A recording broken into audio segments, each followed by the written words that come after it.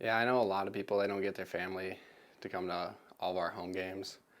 And I don't get just my family. I get my parents, brothers, grandparents, aunts, uncles.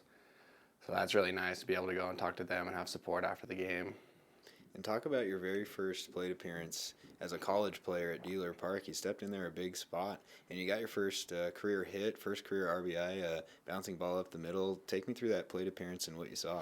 Well, I got in the box with the runners on second and third, and I believe we were down 2 runs at that point. And I was just trying to get on base and get the next guy up. And I hit a ball into the ground on 2-0 pitch, and I was fortunate enough to get it to bounce over second baseman's head and into center field. What was that feeling like when you got to first base, talked to Coach Kruckenberg, and you realized it was your first career hit and a big hit for the Jackets? It's nice. It's always nice to get the first one out of the way. Pitch from Baker, breaking ball lifted into left field, a chance for Dillon. He's going to have to hustle back, now going full speed onto the track, reaches up and makes the catch. Fine play out there by Matt Dillon, the freshman left fielder, and there's 2 away. Before that pitch that at bat, I was talking to Luke Reinschmidt about where I should be playing. He was telling me I need to be playing in the gap more than the line so I can get to the ball that's deep in the gap. It's a big park out in the left center. And it came off the bat, and he immediately yelled my name. So I was like, okay, I got to go catch it. And I ended up getting there right on the track.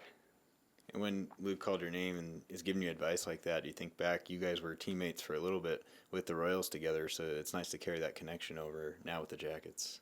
Yeah, it's very nice to have him on the team because I've known him for quite a while. And just talk about his leadership capabilities as a senior. He's helped me a lot, whether it's in the outfield or hitting. He's always there to give me support and help me be the best player I can be. And then in the first game of the series, you came on as a defensive replacement as catcher, and one of the things you got to do was watch Adam Cox be outstanding on the mound through 2 innings. He struck out 4 of the 6 batters he faced and earned the save in a tough one-run ball game. Can you comment on his pitching over those last 2 innings? Yeah, he threw really well. He located all of his pitches, was able to pound the zone with his fastball, and got a lot of swing and misses. And overall on the weekend, he did it at the plate too, offensively, 6 extra base hits. From your perspective, when a guy's able to have an impact on both sides of the ball, what does that mean as a teammate? It's a great feeling.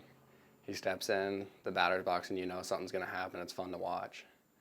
And then this weekend, you guys are at home again. You take on Western Oregon in a 4-game series. Comment on what you know about the Wolves and how you're going to approach this week of practice.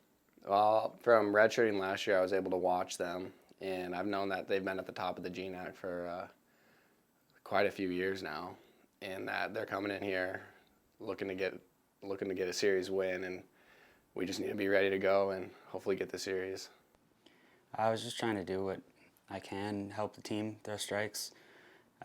Being my second career appearance, I was a little nervous, just like anybody would be, and I just wanted to go out there and do my job, and so just help the team.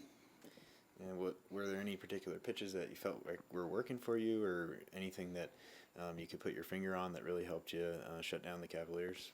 Yeah, I could throw my off speed for a strike in all counts, and to keep them off balance, that really helped me. My fastball, I could locate it, but really the slider and curve helped me keep them where I wanted them. And you're a true freshman in the program this season. What's it been like transitioning? You're originally from Oregon, and your first time here in Billings on the team. It's been pretty easy. Bishop does a good job incorporating all the young guys into the program, and the older guys really take it upon themselves to make us feel comfortable and make a well-rounded team out of it. And talk about some of those older guys, maybe in particular a pitcher, someone that you've maybe looked up to or that's given you some good advice. Honestly, I look at all the upperclassmen pitchers and even the guys that have just been in the program for a year. I see Lee and how he does his job every day, and also how Brian Baker does what he can, helps the program, and how he's been through the program and how he carries himself. And along with other starters, Johnson really knows what he's doing. And so just listening to his little words of advice always help. And then talk about one of your most consistent starters on the season, Cody Cooper. He had another great outing. getting a win, his 4th of the year, and the Jackets won all 5 of his starts. What have you seen from him that you've been able to take away? Cooper's done an awesome job. He goes out and competes every game. We know we're going to get a solid outing, and he's going to go deep into the game and save a bullpen. He always throws strikes, and he can always throw his off-speed for a strike. So he's been very consistent. It's been great. And you've had your first taste of what it's like at the D2 level in the GNAC, and you have a big series coming up this week. You host Western Oregon University. What have you learned so far about the league, and how will you apply that to make sure you're ready to go in this series? The GNAC's super competitive, and I knew that coming in, looking at the standings from last year and how it's going to shake out this year. It all comes down to a series here and there, and so we got to take it upon ourselves and win each series at home. And we know Western's a good team, and them coming in here, but it's our time to show what we can do. Well, I think our series this weekend was just filled with ups and downs. I mean, we had a couple games. The first game, great comeback. Started off a little bit rough, and Tanner Johnson gave up a 5 spot in the second inning. And to his credit, he went back out there for 3 or 4 more innings and put up zeros and gave us a chance to get back in the game. And we got back and tied it up, and then we had another big inning. So, that was kind of the story to me of the first day. We gave up 3 big innings. That was most of Concordia's runs, and they did a good job, had a good plan against our guys, and they hit the ball and earned it. But wasn't happy with how we pitched really overall in day one. But felt fortunate to get a W in that first game with a great comeback late in the game. Adam Cox had a big day offensively and did a good job on the mound closing. And then day 2, kind of same story. Played really well the first game. Cody Cooper went out and pitched great for us. Offense did a good job, scored a bunch of runs, and let him relax a little bit.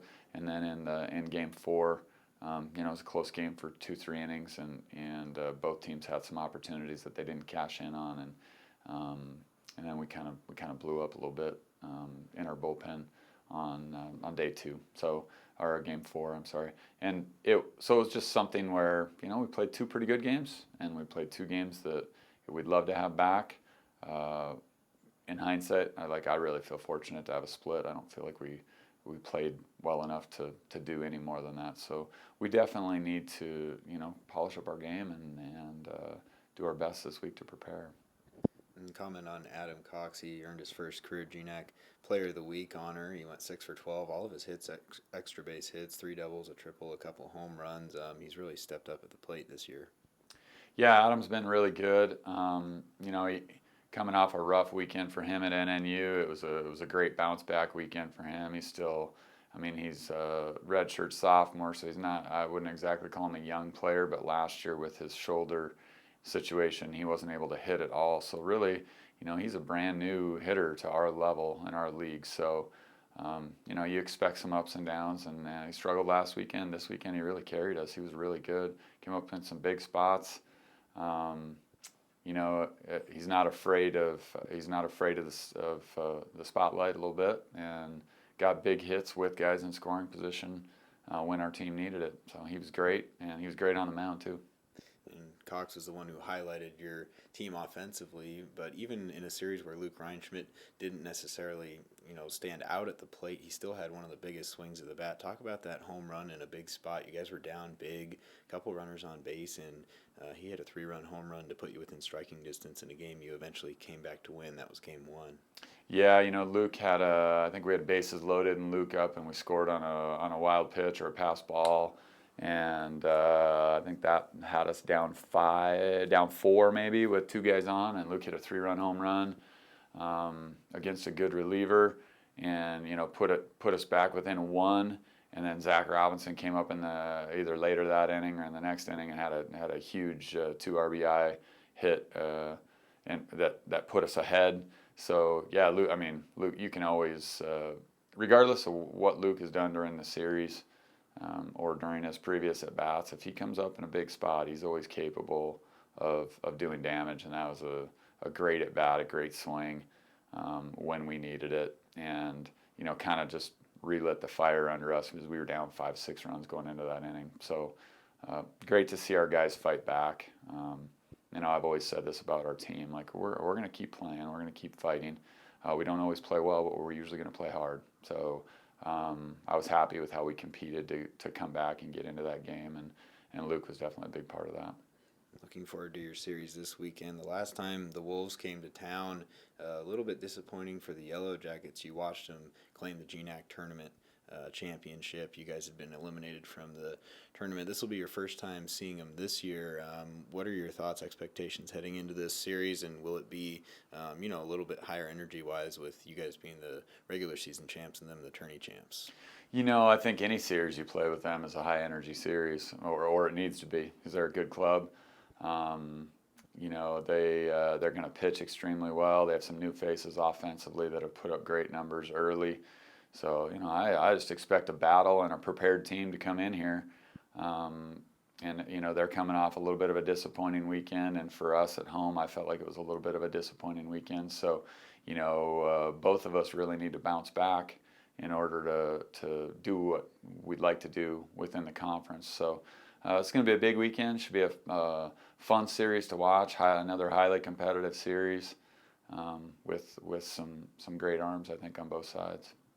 And one last thought before the game on Sunday, you had a ceremonial first pitch there. Yellowjacket women's basketball coach Kevin Wooden, he stepped up there and delivered a strike. He commented it was his splitter. What did you see there? Yeah, he said he had a good splitter, but he hadn't worked on it for about 30 years. So I wasn't sure what to expect, but he threw a strike and didn't need the trainer afterwards, so it was a victory. And it was great to honor Kevin. He's had a great overall coaching career, but he's just been terrific here. He's definitely one of the pillars of our department, and their team is as consistent as any team in the West region in women's basketball. They every year they're going to show up and be competitive and do a great job in the classroom. So it's fun to see him honored, and Kevin's just a fan of the Yellowjackets, whatever sport it is. So cool moment.